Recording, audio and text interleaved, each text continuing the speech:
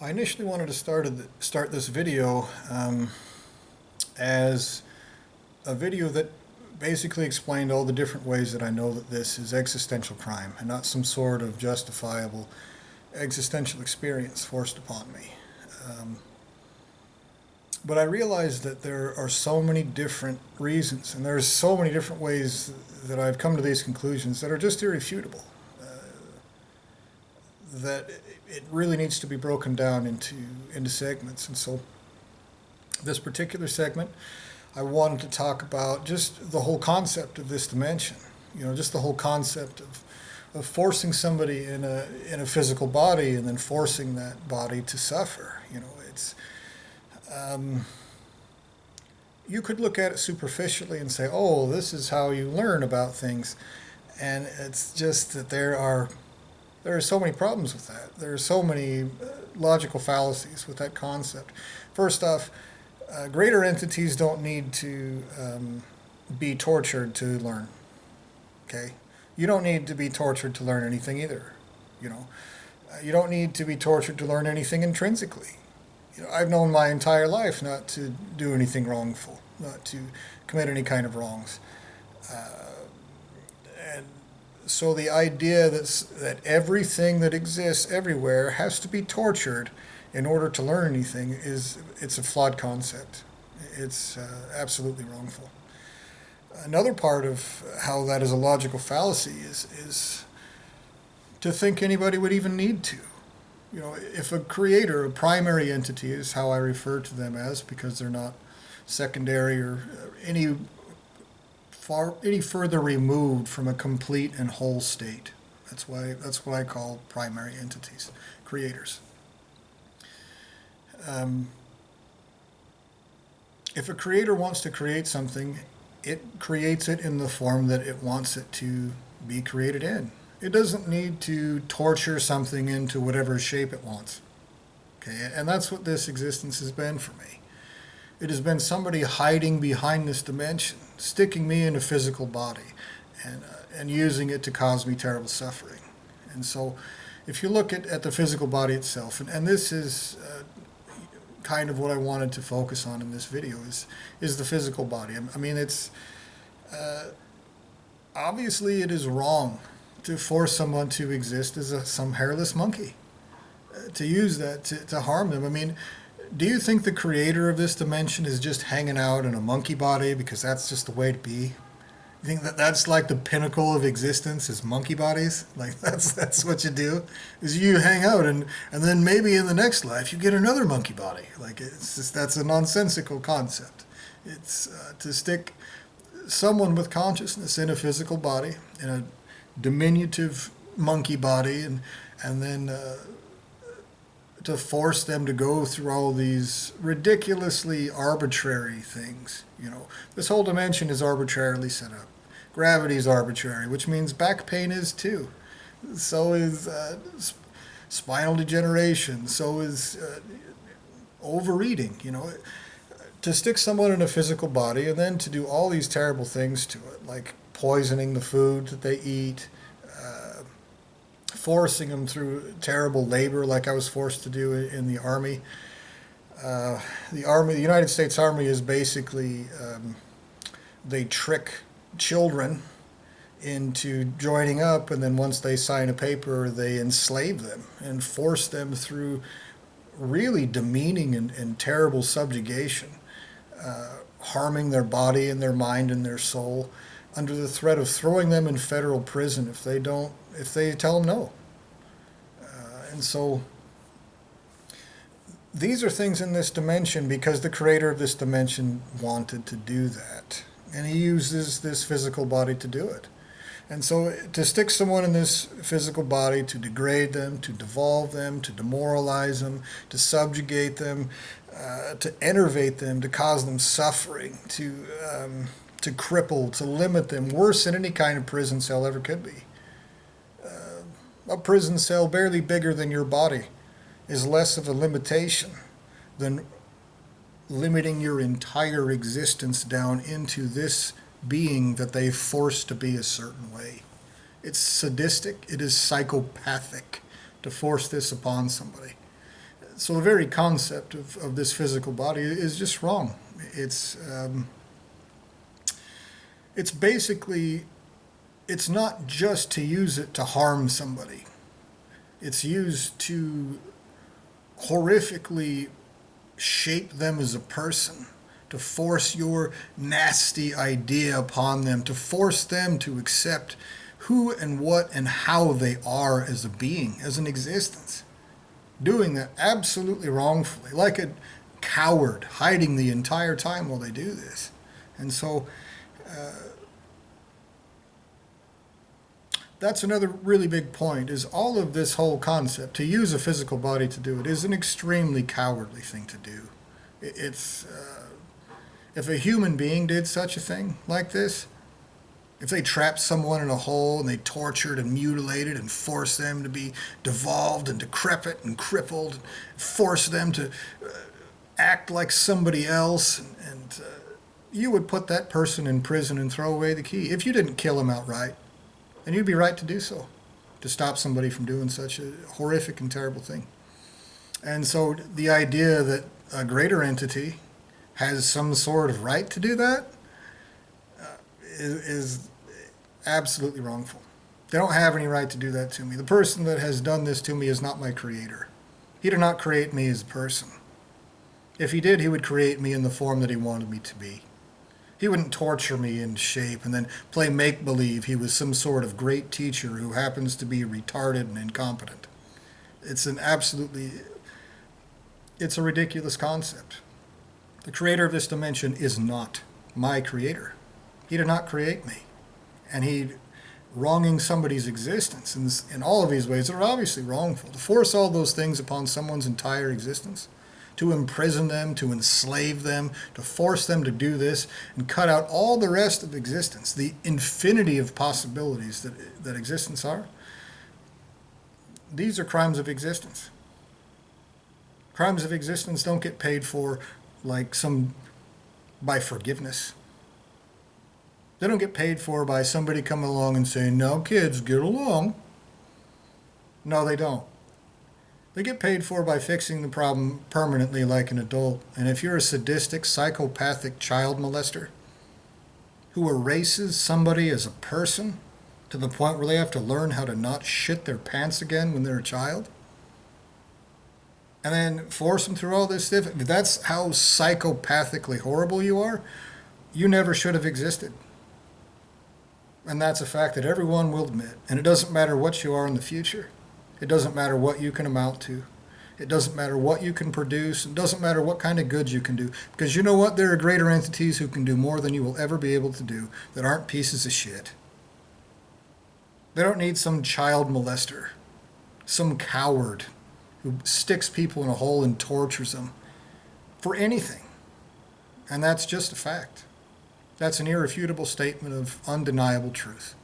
That is the truth, period. And so, again, I wanted to talk about a couple of other things about this physical body in this video. It's something that I've looked at from different angles. It's if it were some sort of teaching experience or learning experience, think about what they're doing.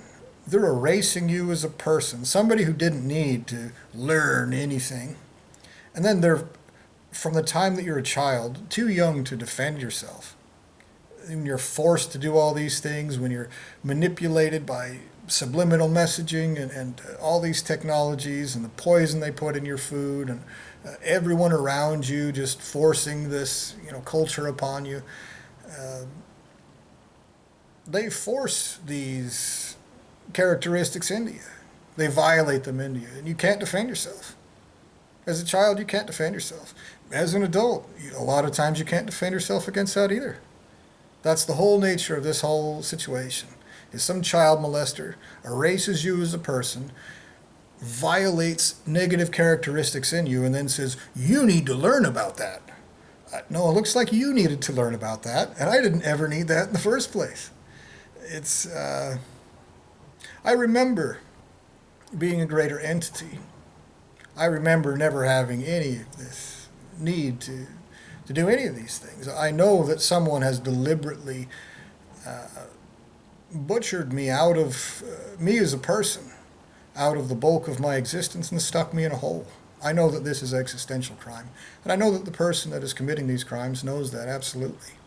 I've looked at it from multiple perspectives, and this is an important point. From the perspective of the way that this dimension is presented as, and the perspective of what my actual experience is. Kind of like the United States Army.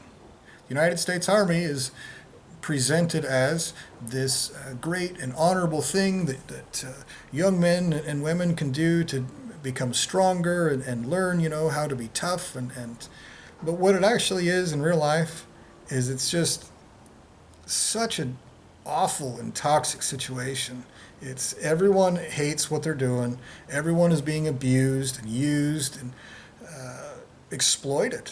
It's they're being underpaid and when I went to Iraq, I found that you're not used to defend your country. You're used to further the demands or desires of some rich bureaucrats that wanted oil or wanted power in the area or whatever the motivation is for anybody. It definitely wasn't to do a good thing.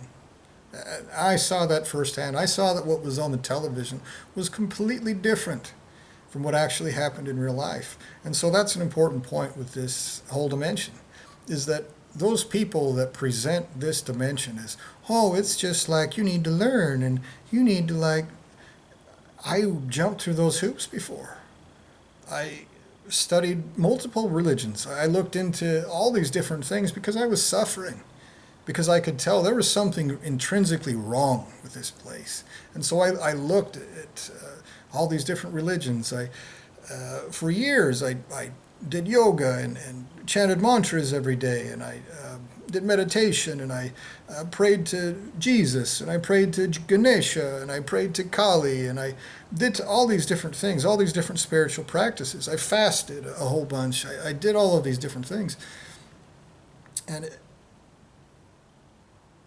it became very obvious at some point that there is actually someone with consciousness running this dimension. It didn't create itself. That's a stupid idea. There is someone that created this dimension and is using it deliberately to cause suffering.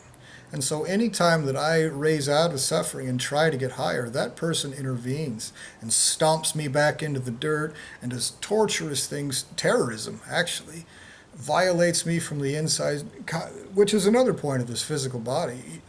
It's not just that they control this whole environment, it's that they control your internal environment through this physical body. They can control how you feel, how you act, all these different things. They can control what they do to you, and they can control your internal response to it to cause suffering. That is not teaching. It is not learning. That is somebody else having a puppet show and trying to blame you for it. Victim blaming is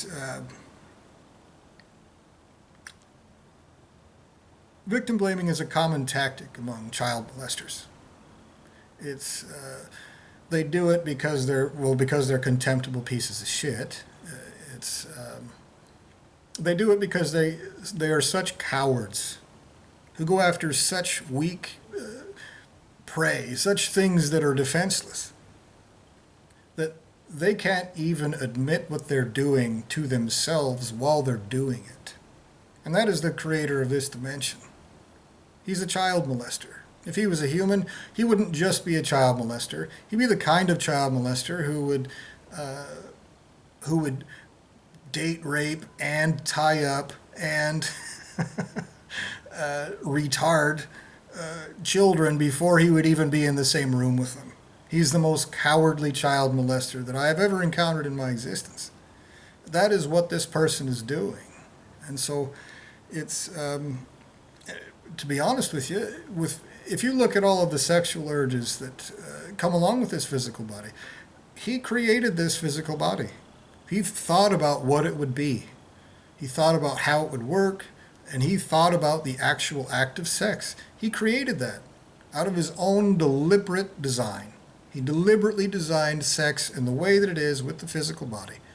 absolutely positively, without exception, knowing fully well what he was doing was a disgusting and despicable thing to innocents.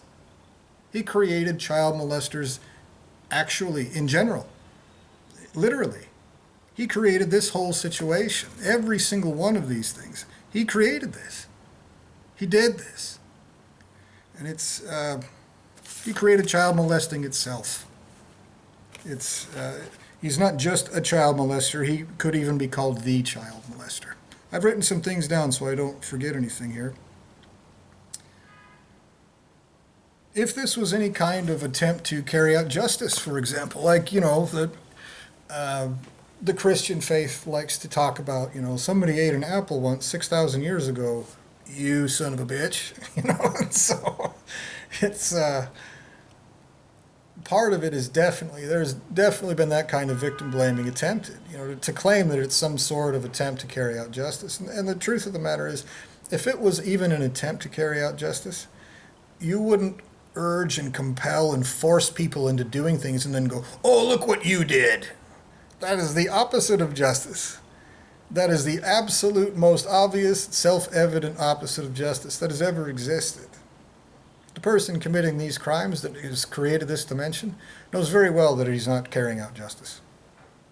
It's to have this much ability to create an entire dimension, there is no way, no how, no possibility that person thinks he's actually carrying out justice. There's no way it could be. It's not at all. It's not just impossible for it to be justice. It's impossible for the person doing it to think that it's justice. It just isn't. He might have some little minions running around carrying out his actions for him that are mind raped and forced into doing whatever he wants. But the truth of the matter is, the person who is bringing this about knows very well that it's not justice and it's not a learning experience. It just isn't. I've looked at it from every angle I could think of for years and years. Every single day, all day long. That's all I think about. And it's something that's very important to point out the fact that all the excuses that people give for it is just, they're wrong. There is no excuse for this. It is actual existential crime. That's just the truth.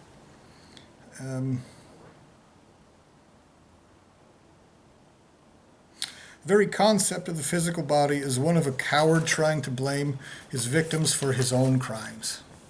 That's, I guess, maybe the main point that I'm trying to make about the physical body itself, and that is a huge part of this existential situation forced upon me, is this physical body. It's the very concept of it is somebody trying to claim that I am responsible for all these things they torture and strong arm and frame me into doing. And it's, so, the back pain I have is, oh, I guess you shouldn't overeat. And my response is, I'm vegan and I eat better than most anybody that I meet. And so this physical body does whatever it's going to do. And when I was thinner and 70 pounds thinner than I am now, actually, I had more back pain. I had more suffering. He tortures and torments people for trying to get away from his entanglement,